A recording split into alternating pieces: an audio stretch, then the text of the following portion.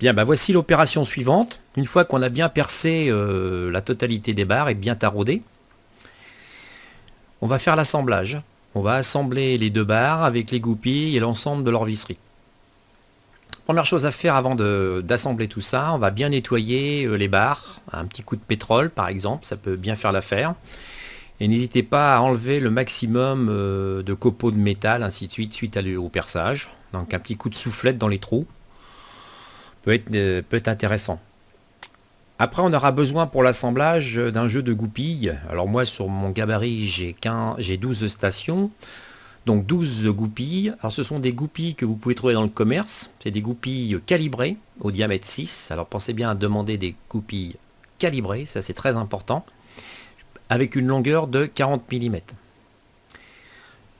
Ensuite, on aura besoin par station d'un jeu de 2 vis. Ce sont des vis CHC, c'est-à-dire c'est des vis qui ont une empreinte hexagonale pour pouvoir les tourner avec une clé Allen. L'avantage de ces vis, c'est que on a une bonne prise avec la clé Allen. C'est plus précise qu'une autre empreinte. On aura besoin d'une vis de 30 mm de long et une autre qui fasse 35 mm.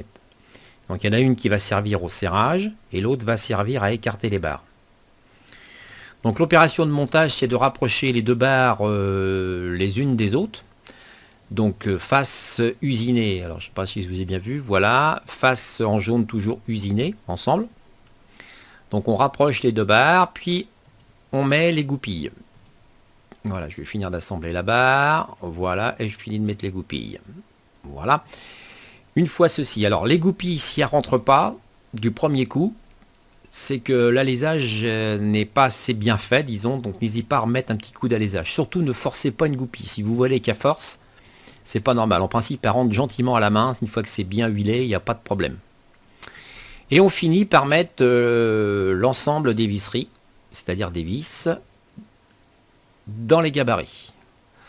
Alors, une fois que c'est fait, très important de bien serrer la vis de serrage, surtout la vis qui va serrer l'ensemble des barres.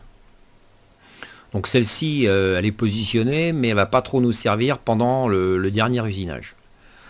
Donc maintenant, on est en position d'usiner, c'est-à-dire on est en position d'usiner les deux surfaces qui nous restent, c'est-à-dire la surface du dessus, là, et on va usiner la surface de dessous. Donc voilà, je vais vous faire voir, et celle-ci après. Donc on retournera la barre pour faire l'usinage final. Donc pour le surfaçage, c'est exactement comme les premières vidéos, la même technique. Et on fera ça des deux faces, hein, surtout.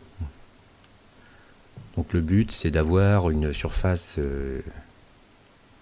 bien décapée et surtout que le joint soit le plus mince possible. C'est ce qu'on voit actuellement sur la vidéo.